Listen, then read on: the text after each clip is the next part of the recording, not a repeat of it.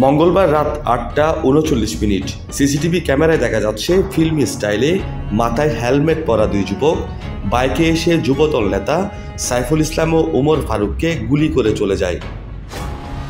এরপর গুলিবিদ্ধ দুজনকে নিয়ে আসা হয় কক্সবাজার সদর হাসপাতালে। জেল গেটের মাঝামাঝি শুনছি যে ফারুক ভাই আর সাইফুল ভাইকে গুলি করা হয়েছে। এটা শুনে আমরা তৎপর করে আমরা তাড়াতাড়ি সদর হাসপাতালের দিকে আসছি, দেখতেছি ওনাদেরকে এই অবস্থা। কারা জড়িত আছে সেটা মূলত এখনো জানি না, তবে ওনাকে এর আগেও একবার গুলি করা হয়েছিল ফেব্রুয়ারির দিকে সাইফুল ভাইয়ের সাথে পূর্ব শত্রুতার জের ধরে উনি যখন কলাতলি দিয়ে বাস টার্মিনাল যাচ্ছিল তখন ওনাকে এখানে গুলি করা হয়েছে উত্তরণ হাউজিং সোসাইটির পাশের রাস্তায়। গুলিবিদ্ধ সাইফুলকে কক্সবাজারের ফোয়াতাল খতিব হাসপাতালে চিকিৎসা দেয়া হলেও ওমর ফারুকের অবস্থা অবনতি হওয়ায় তাকে নিয়ে যাওয়া হয় চট্টগ্রাম মেডিকেল কলেজ হাসপাতালে।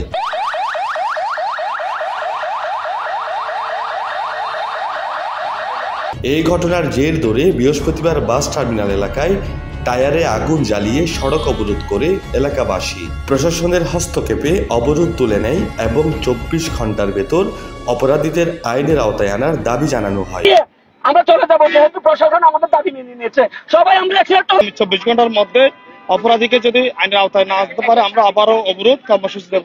এ সময় স্থানীয়রা জানায় 8 মাস আগেও সাইফুলকে গুলি করে হত্যা চেষ্টা চালানো হয়। 7-8 মাস আগে গুলি করে হত্যা চেষ্টা করা হয়েছিল, কিন্তু তার জন্য মামলা হয়েছিল। প্রশাসন সেসব অপরাধীদেরকে গ্রেপ্তার করতে সম্পূর্ণভাবে ব্যর্থ হয়। তার অপরাধীদের গ্রেপ্তার না করার কারণে তারা সাহস পেয়ে পুনরায় হামলা করার সাহস দৃষ্টান্ত দেখিয়েছে। প্রশাসন এর আগেও আমাদেরকে বিভিন্ন ধরনের আশ্বাস দিয়ে একটা আসামিও অ্যারেস্ট করতে পারে নাই। পুনরায় আবার প্রশাসন দূষণের মতো আচরণ করে, একটা অভিযানও চালায় নাই, কিছু চালায় নাই। সন্ধ্যায় এই ঘটনায় জড়িতদের গ্রেফতারের দাবিতে শহরে বিক্ষোভ মিছিল করে যুবদলের নেতাকর্মীরা। অতি সত্বর তাদের গ্রেফতার চাই, এই সন্ত্রাসীদের গ্রেফতার চাই। আমরা প্রশাসনকে অনুরোধ করব, সাইফুলকে আর ফারুককে যারা হত্যার চেষ্টা করেছে, যারা নির্বাচনের আগে অবৈধ অস্ত্র দিয়ে গুলিবিদ্ধ করেছে, তাদেরকে আইনের আওতায় আনুন। বন্দুক নিয়ে এই জনগণের উপরে আতঙ্ক সৃষ্টি করার জন্য এক শ্রেণীর লোক লোকান্তরিত হয়েছে।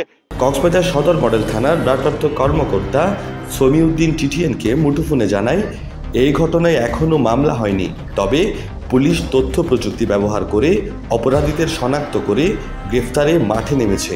আমরা অলরেডি এটা গতকালও রাত্রে আমরা ভোর 6টা পর্যন্ত অভিযান করছি, হ্যাঁ, এবং আমরা তথ্য প্রযুক্তির সাহায্য নিয়ে এটা চেষ্টা করছি। এটা তো ফিজিবল ফুটেজে এটা ক্লিয়ার না, বুঝছেন, আগামী বোঝা যাচ্ছে না, ঠিক আছে। যা আসছে ওই ওরাও আপনার ভিকটিম পক্ষ বলতে পারে, আমি তো ওখানে গেছিলাম আজকে, ফারুকের বাড়িতে গেছি, সাইফুলের বাড়িতে গেছি, হ্যাঁ, ওরাও বলতে পারতেছে না। আমরা ফুটেজ যেগুলো পাইছি এগুলোতে কোনো আসামিদের শনাক্ত করা যাচ্ছে না, হ্যাঁ।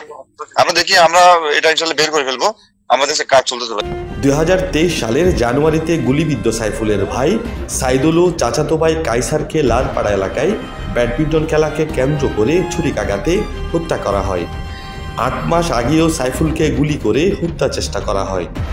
এই দুই ঘটনায় সম্পৃক্ততার কথা জানিয়ে এবং সিসিটিভির ফুটেজ পর্যালোচনা করে নাম পরিচয় গোপন রাখার শর্তে স্থানীয় একটি সূত্র বলছে একই এলাকার কামরুল ইসলাম বাবু সাইফুলকে গুলি করেছে, তবে সূত্রটির নির্ভরযোগ্যতা নিশ্চিত করা যায়নি। News desk, TTN.